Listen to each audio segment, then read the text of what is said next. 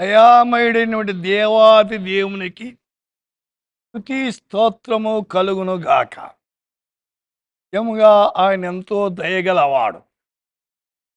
మరి ఒక దినాన్ని మనకు ప్రసాదించాడు. అయితే మీరందరూ ఈ సమయములో దేవుని వాక్యం వినేదానికి డైలీ బ్రెడ్కు ప్రేరేపించండి. ఈ దిన వాక్యము 116 కీర్తన 5వ సామ్ 116 5th వర్స్. మన దేవుడు వాత్సల్యత కలవాడు. The Lord is merciful and good. हमारा परमेश्वर दया करने वाला है. ప్రియులారా, దేవుని కంటే వాత్సల్యత గలవాడు మరి ఒకరు లేడు. ఆయన వాత్సల్యతను బట్టే మనం ఇంకా జీవిస్తున్నాం. ఆయన మన జీవితాల్లో దినదినము, వారవారము, మాసమాసము, గంట గంట అనేకమైన మేలు చేస్తున్నాడు.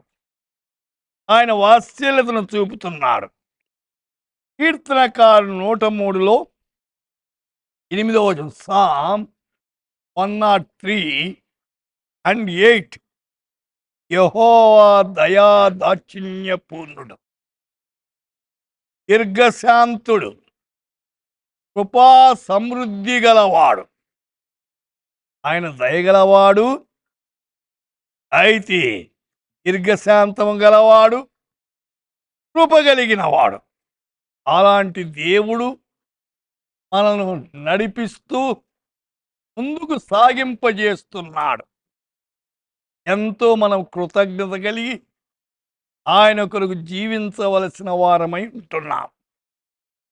52వ కీర్తన 8వ వచనం ప్రకారంగా, నిత్యము దేవుని కృపయందు నమ్మిక ఉంచున్నాం. మనము ప్రతిరోజు, ప్రతి గంట దేవుని కృపలో నమ్మకం ఉంచాలి.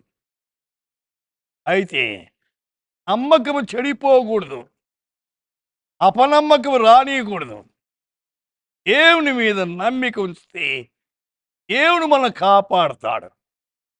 ఆయన ఎంతైనా నమ్మదగిన దేవాది దేవుడు.